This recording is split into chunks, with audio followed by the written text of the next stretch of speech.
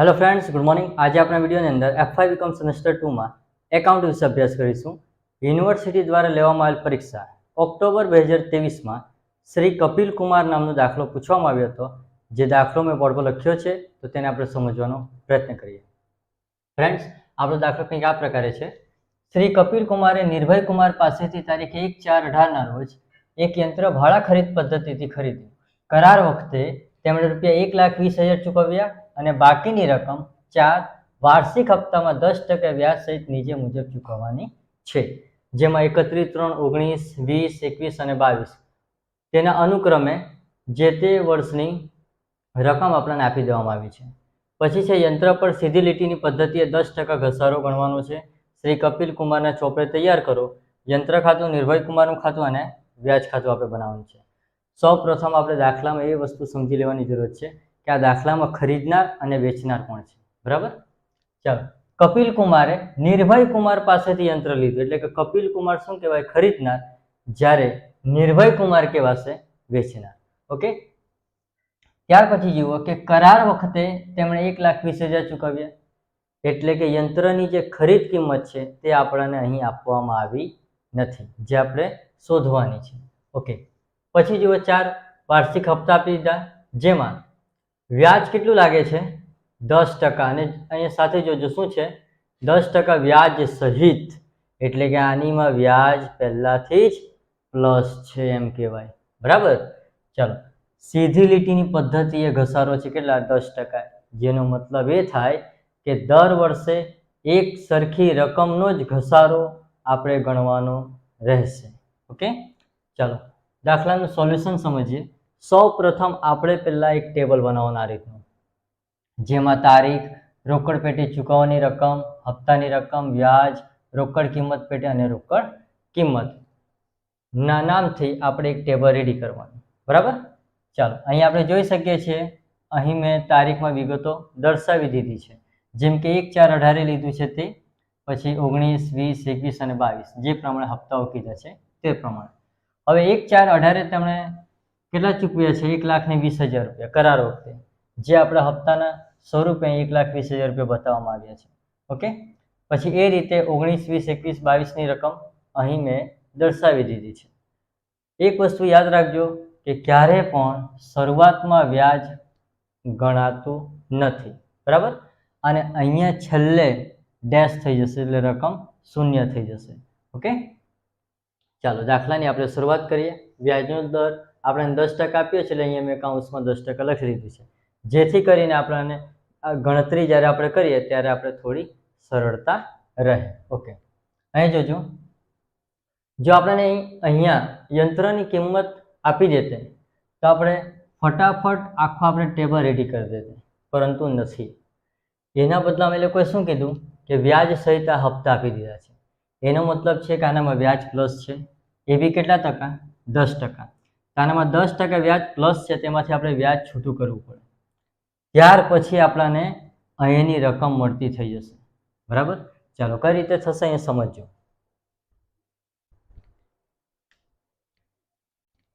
કેટલો છે દર? 10%. એટલે અહીંયા આપણે 10% લખી લીધા.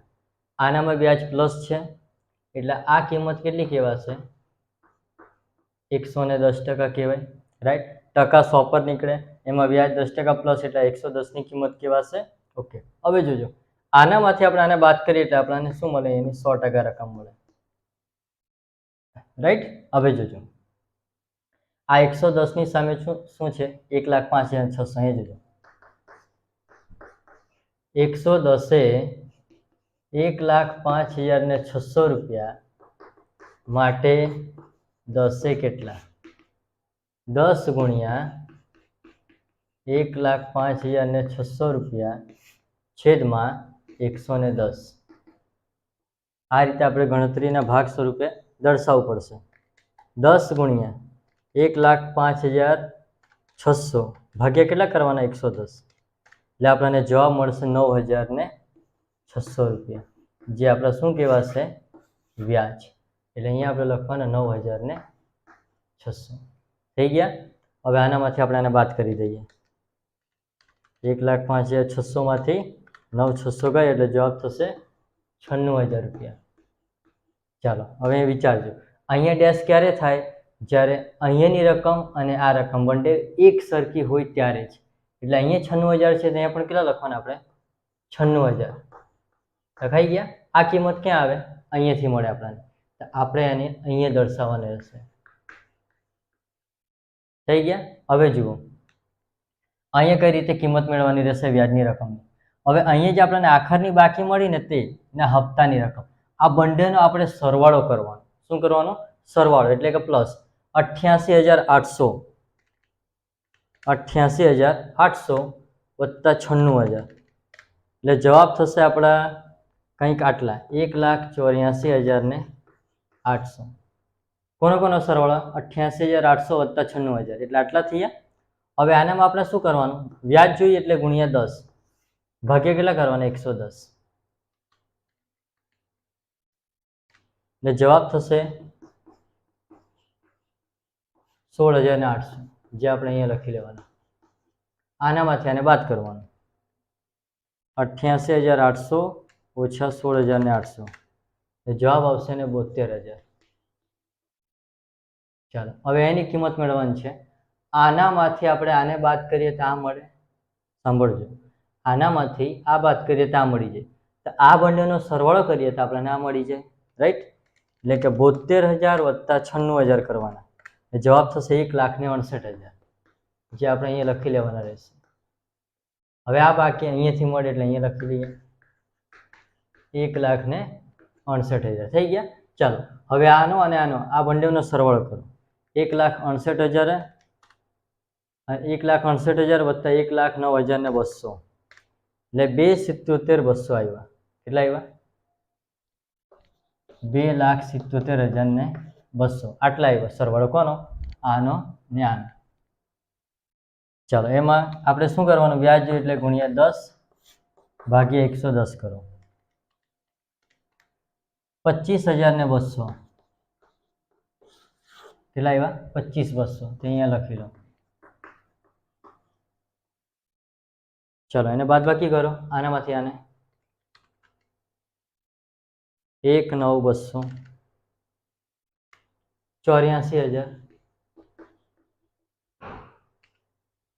આનામાંથી આ બાદ કરીએ તો આ મળે. તો આ બંનેનો સરવાળો તે અહીંયા એટલે કે 84,000 વત્તા 1,69,000 રૂપિયા એ થઈ જશે 2,52,000. જે રકમ આપણે અહીંયા લખવાની થઈ ગયા. 2,52,000 વત્તા 31,800 કરો 3,82,800 આટલા મળશે. 3,82,800 થઈ ગયા. વ્યાજ જોઈએ એટલે ગુણ્યા 10 ભાગ્યા 110 કરવાના એટલે 34,800 રૂપિયા મળશે આપણને વ્યાજ. અહીંયા લખી લેશું આપણે 34,800. બાદ કરો આનામાંથી આને 1,30,800 માંથી એટલે જવાબ આવશે 96,000. હવે આ બંનેનો સરવાળો તે અહીંયા 96,000 વત્તા 2,52,000 જવાબ થશે 3,48,000. ચાલો તે 3,48 અહીંયા મૂકવાના. હવે અહીંયા સમજો, આ હપ્તાની રકમ છે એમાંથી વ્યાજ આપણે છૂટું કરીએ એટલે અહીંયા મળી જાય. અહીંયા તે વ્યાજ શૂન્ય છે એટલે કંઈ નથી, એટલે શું કહેવાશે? આ 1,20,000 અહીંયા બેઠા મુકાશે. 1,20,000 વત્તા 3,48 4,69,000. આ આપણી યંત્રની કિંમત બોલાશે 4,69,000. આ મળે એટલે આપણે તરત શું પહેલું કામ શું કરી લેવાનું? આ ઘસારો ગણી લેવાનો. બરાબર?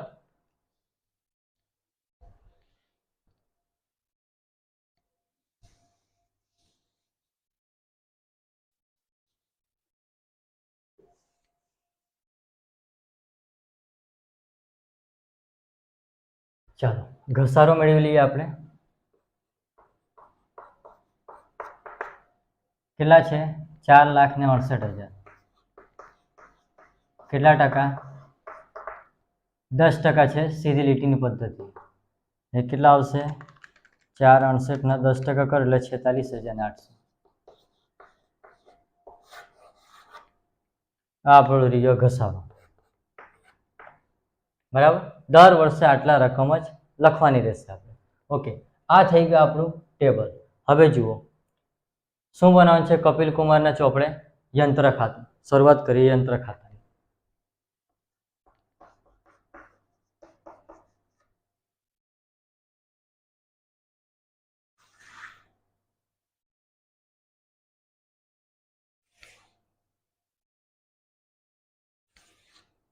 તારીખ, વિગત, રકમ.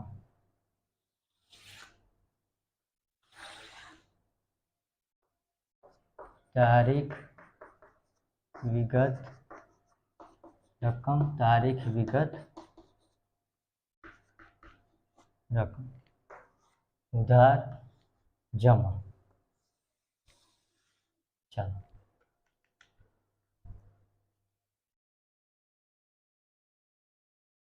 ચાલો યંત્ર ખાતાની અંદર શરૂઆતની આપણે તારીખ લખવાની 1/4/18. કરાર વખતે આપણે રોકડા ચૂકવેલા છે એટલે શું લખવાનું? બેંક ખાતે. કેટલા રૂપિયા ચૂકવ્યા? 1,20,000. એ જ રકમ અહીંયા છે, અહીંયા જોવાનું આપણે. અહીંયા 1,20,000 અપાઈ દીધા. ઓકે, હવે ત્યારબાદ જુઓ હપ્તાઓ આપણા સ્ટાર્ટ થઈ ગયા. 1,20,000 પછી ક્યારે 96,000 ચૂકવ્યા. કેટલા, કઈ તારીખે? 31/3/19. અહીંયા આપણે લખવાનું 31/3/19. 31/3/19. હવે જુઓ આપણે ખરીદનારના ચોપડામાં આપણે બનાવતા છીએ યંત્ર ખાતું. એટલે ખરીદનારના ચોપડાની અંદર અહીંયા શું લખવાનું રહેશે? વેચનારનું નામ. તો વેચનાર કોણ છે? નિર્ભય કુમાર. બરાબર, અહીંયા લખવાનું નિર્ભય કુમાર ખાતે. કેટલા રૂપિયા? 96,000. ચાલો, યંત્ર ખાતું બનાવતા છે એટલે ઘસારો પણ આવવાનો છે.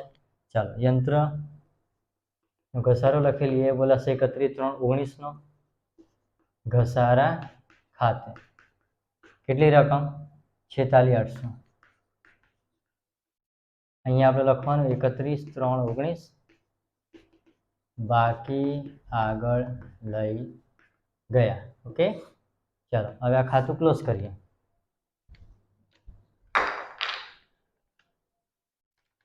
$1,20,000 વત્તા 96,000 2,16,000. 2/16 બંધ થઈ ગયા. ચાલો, એનામાંથી 46,800 બાદ કરો. 1,69,200. હવે એ રકમને આપણે અહીંયા ખીચવાની. 1,69,200 થઈ ગયા. શું લખવાનું અહીંયા? બાકી આગળ લાવ્યા. કઈ તારીખ? 1/4. વર્ષ કયું રહેશે? 19. અથવા તો અહીંયા જોવાનું, અહીંયા 18 છે તો શું લખવાનું? 19 લખવાનું. એના નીચે 31/3/20 શું લખાશે? નિર્ભય કુમાર ખાતે. ચાલો, 31/3/20 કેટલા આપ્યા? 84,000. તે અહીંયા લખી લેવાના. સામે ઘસારો રહેશે 31/3/20 કેટલા રૂપિયા? 46,800 રૂપિયા. નીચે લખવાનું 31/3/20 બાકી આગળ લઈ ગયા. આવી ગયો. ચાલો બંધ કરીએ આને. એમાં 84,000 પ્લસ કરી એટલે 2,53,200. 2,53,200 2,53,200 બાદ બાકી કરીએ 46,800 ની. 2,06,400.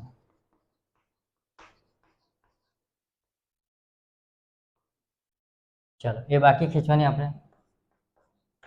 2,06,400 અહીંયા લખવાનું બાકી આગળ લાવ્યા. 1/4. ચાલો અહીંયા 19 તો શું લખવાનું? 20. 31/3/21 શું લખવાનું પાછું? નિર્ભય કુમાર ખાતે. કેટલા રૂપિયા 31/3/21 માં છે? 72,000 રૂપિયા. અહીં લખવાના 72,000 થઈ ગયા. સામે ઘસારો 31/3/21 નો ઘસારા ખાતે 46,800 31/3/21 બાકી આગળ લઈ ગયા.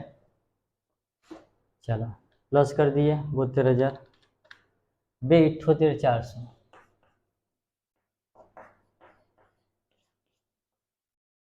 અહીંયા લખી લેશું 2,78,400. એમાંથી આપણે આ 46,800 બાદ કરીએ એટલે 2,31,600 થઈ ગયા. ચાલો હવે પાછી આની બાકી ખેંચવાની.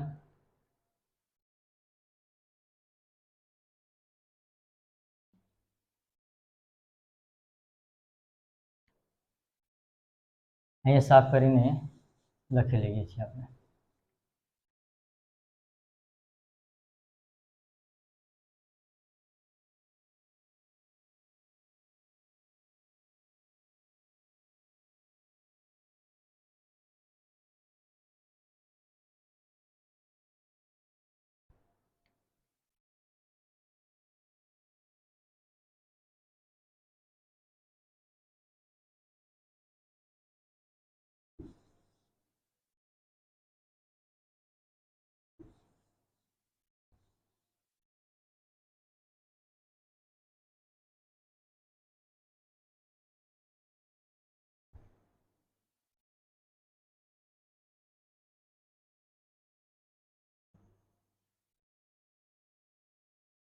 ચાલો અહીંયા બાકી આગળ લઈ ગયા હતા એની બાકી ખેંચી લઈએ.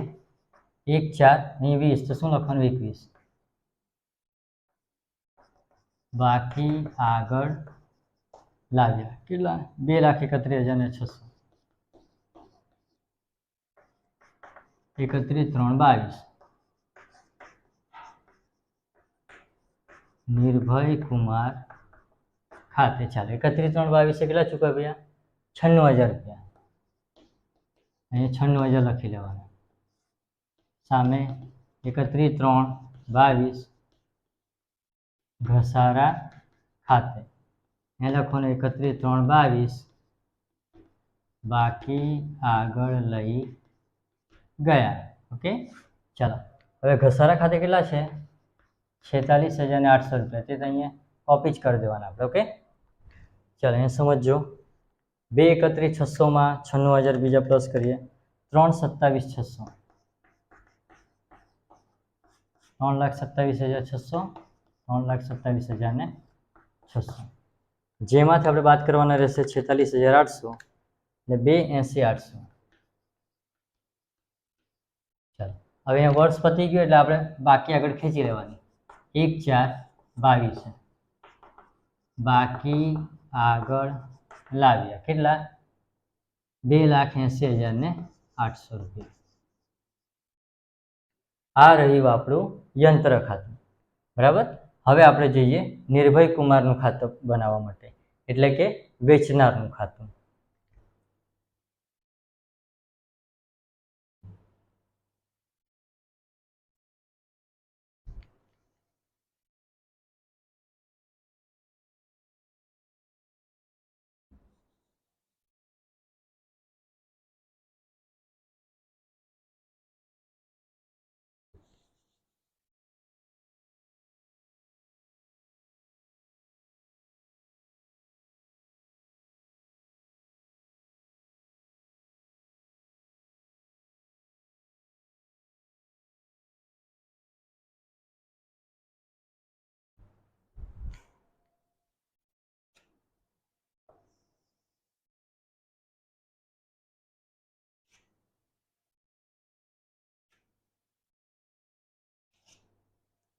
ચાલો હવે આપણે બનાવવાના છે નિર્ભય કુમારનું ખાતું.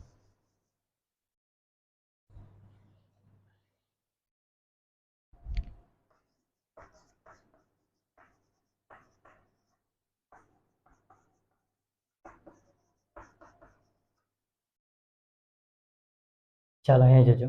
અહીંયા નિર્ભય કુમારના ખાતામાં આપણે 31, 19, 20, 21 અને 22ની વિગત બતાવવાની રહેશે. ચાલો સૌપ્રથમ 31, 3, 19 અહીંયા લખવાનું બેંક ખાતે. તો કેટલા રૂપિયા આવ્યા? ટોટલ 1,30,800 રૂપિયા. બરાબર. જેની અંદર શું શું હતી? એક તો વ્યાજ અને યંત્રની કિંમત હતી, રાઈટ? તો છેલ્લી તારીખે દર્શાવવાનું 31, 3, 19 એક તો યંત્ર ખાતે અને બીજી વિગત છે 31, 3, 19 વ્યાજ ખાતે. એટલે કે આ 1,30,800 કઈ કઈ કિંમત છે? તો યંત્રની 96,000 રૂપિયા, જ્યારે વ્યાજના 34,800 રૂપિયા. અહીંયા આ બંધ 1,30,800 થી. ઓકે, હવે 19નું થઈ ગયું. હવે 20નું કરીએ. 31, 3, 20 શું લખશું આપણે વિગતમાં? બેંક ખાતે. થઈ ગયા. ચાલો કેટલા રૂપિયા? 31, 3, 20માં 1,09,200 રૂપિયા. તે અહીંયા લખી દેવાના. થઈ ગયા. હવે જો પાછી એ જ તારીખ લખવાની 31, 3, 20. આ રકમમાં શેનો સમાવેશ છે? એક તો યંત્રની અને બીજી શું છે આનીમાં? પ્લસ વ્યાજ છે, એટલે કે વ્યાજ ખાતે, રાઈટ? ચાલો યંત્રના કેટલા ચૂકવ્યા? 31, 3, 20ના રોજ, ઓકે, 84,000 રૂપિયા, 84,000.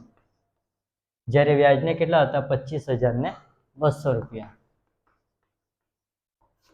ચાલો અહીંયા ખાતું બંધ 1,09,200 રૂપિયા. 1,09,200 રૂપિયા. 100. ચાલો ત્યાર પછી 31, 3, 21 બેંક ખાતે કેટલા? 88,800 રૂપિયા. 31, 3, 21 પાછા 31, 3, 21 યંત્ર ખાતે અને પછી વ્યાજ ખાતે. ચાલો કેટલા કેટલા છે? 16,800 વ્યાજ છે અને બીજું છે 72,000 રૂપિયા, એટલે કે 72,000. ચાલો આને ક્લોઝ કરીએ. 88,800 પર 88,800 થી આ પણ બંધ. હવે છેલ્લું વર્ષ એટલે કે 31, 3, 22 બેંક ખાતે કેટલા રૂપિયા? 1,05,600 રૂપિયા. 31, 3, 22 31, 3, 22 યંત્ર ખાતે અને બીજું બતાવવાનું વ્યાજ ખાતે. ચાલો કેટલા રૂપિયા છે? 9,600 રૂપિયાને વ્યાજ છે. થઈ ગયા. અને ત્યારબાદ છે 96,000 યંત્રની કિંમત, 96,000. આના પર ખાતું બંધ 1,05,600 થી આ બાજુ પણ 1,05,600 થી. થઈ ગયા.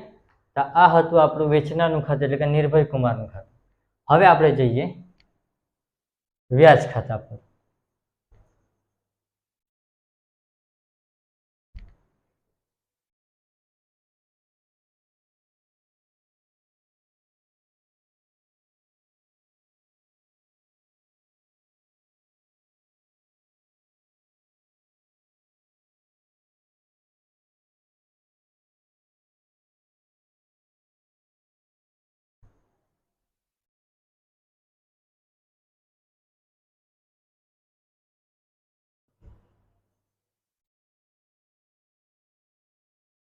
વ્યાજ ખાતું લખી લેશું.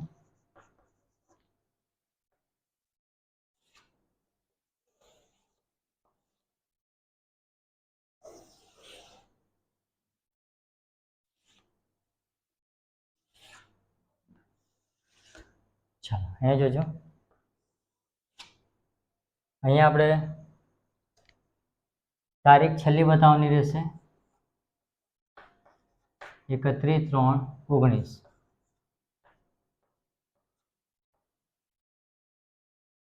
રાઈટ. હવે અહીંયા આપણે લખવાનું રહેશે નિર્ભય કુમાર ખાતે.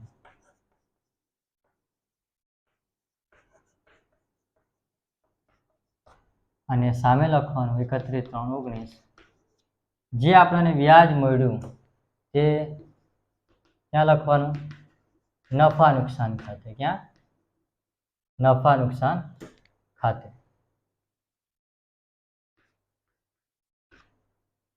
ચાલો હવે 31/3/19 ના રોજનું વ્યાજ કેટલું છે? 34,800.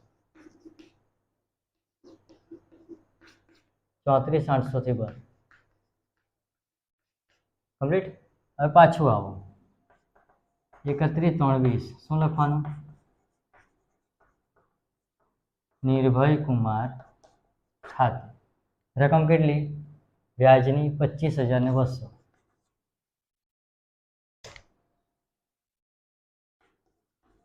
25,200 થી બંધ. 31/3/20. અહીંયા આપણે ક્યાં લખવાનું? નફા નુકસાન ખાતે. કેટલા રૂપિયા? વ્યાજના 25,200 રૂપિયા. આવી ગયા. ચાલો હવે બીજું જો 31/3/21. પાછું એ જ વસ્તુ. નિર્ભય કુમાર ખાતે. રકમ કેટલી છે? વ્યાજની 16,800 રૂપિયા. 31/3/21. ક્યાં લખવાના રહેશે? નફા નુકસાન ખાતે. 16,800 રૂપિયા. ચાલો ત્યારબાદ છેલ્લું 31/3/22.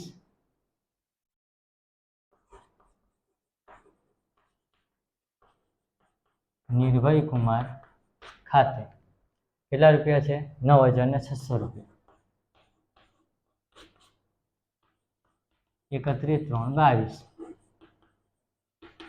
નફા નુકસાન ખાતે જમા બાજુ કેટલા? 9,600.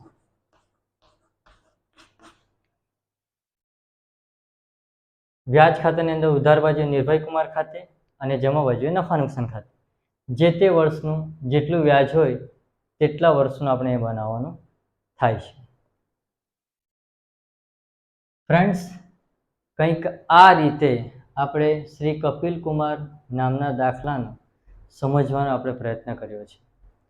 ફ્રેન્ડ્સ, જો તમને આ વિડીયો પસંદ આવ્યો હોય તો તમારા ફ્રેન્ડ સર્કલમાં વિડીયોને શેર કરવું, ચેનલને સબસ્ક્રાઇબ એન્ડ લાઇક કરવું. Thank you.